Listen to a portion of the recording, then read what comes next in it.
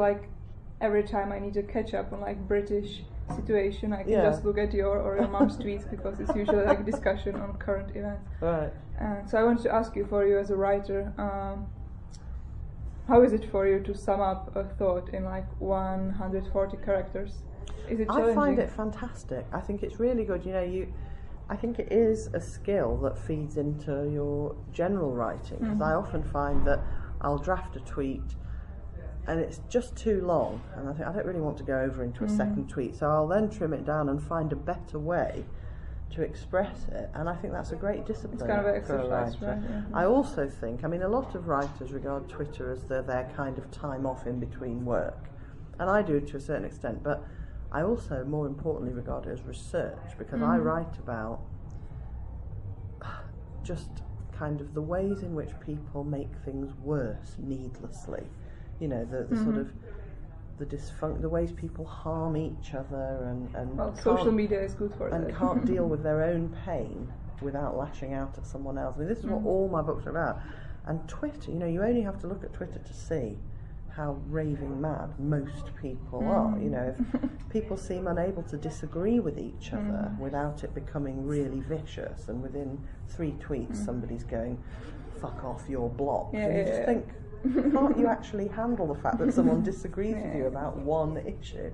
So I find it really interesting, and in fact in this book, so these 2 were written before I knew about Twitter. I wasn't on it.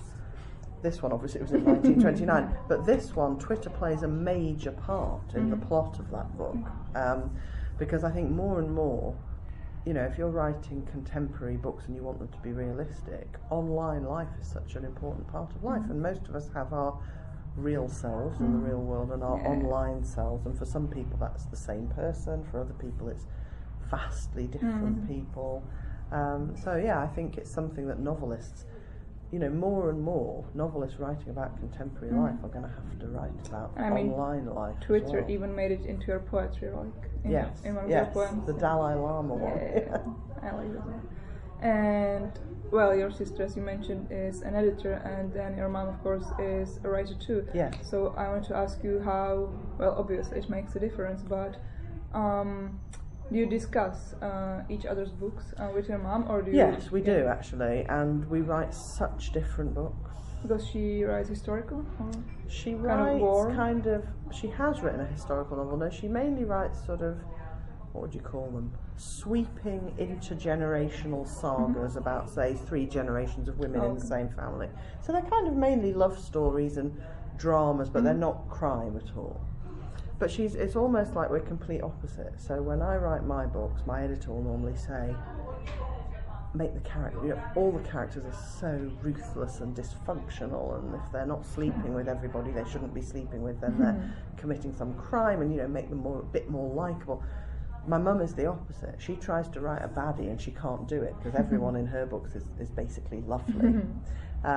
So she gets told to make her characters more unpleasant, and I get told to make mine more pleasant. But no, we talk about each other's books, we read each other's books before they're published, and we give editorial suggestions, and it's really nice, and I think it works because we write such different books. If we were in exactly the same genre, then it might not work. And well, I got sense from your poetry mainly, because I read a lot of that. A kind of hints of feminism in a way. Well, for example, I'm gonna marry ugly millionaire, etc. It's kind of really realistic, I think, as for the relationships, because usually you think of poetry, okay, it's lyricism, etc. But I think those are sometimes painfully real. So is it what you aim for, like the everyday life? And yes, absolutely. And I often write about things I'm feeling, things I've experienced. So it's definitely realistic rather than kind of airy-fairy romantic. It's very hard to be traditionally romantic about anything when you live in the real world, and real people come along and you think, oh, I've got to feel romantic about that person. It's all based on everyday life. And I mean, as you've mentioned, the kind of switching between the genres. When you feel something that you want to write about is like, okay, I'm gonna include it in poem or I'm gonna include it in my next book. Depends what the idea is. So recently, for example, my children's school got taken over by new management who were just a bunch of out-and-out gits. I mean, they're just awful people, and they immediately fired the lovely headmistress that everyone loved. And I mean, it was all horrendous, and I ended up taking my kids out of that school. They're now in a different school. I wanted to write something about that, and I was so angry that I thought, you know, maybe one day I'll write a novel about a school, but for the time being, I'm so angry I just want to write a poem. So I wrote a poem in which the refrain line is, the school's been taken over by a bunch of evil twats. And that was just what I felt like writing at the time. So yeah, I have the ideas, and then I know whether it's a thriller or a poem, or the idea comes with its form. But at least you got it out of your system. Yeah, exactly. And I sent it to the other parents who were also pissed off with these people, and they liked it. So here you have a poem. Yeah, exactly. Yeah.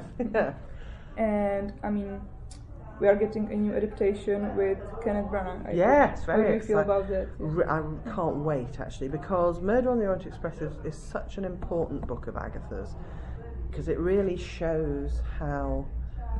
I mean, I think, as well as just being a brilliant crime writer, she was also kind of like a philosopher of the crime novel. She didn't just think of stories that appealed to her. She thought to herself, what else can be done? Pushing the boundaries of crime fiction, showing that something else that no one thought was possible is possible. And I think she tried to think of all these unusual ideas. And Murder on the Orient Express is such a clever idea, you know, the idea that nobody can possibly have done it because everyone is alibied by at least one other person, and for as long as you think they're all strangers, you just think nobody can possibly have done it. I remember thinking that, and then the solution is so simple and it works so well, but you don't suspect it.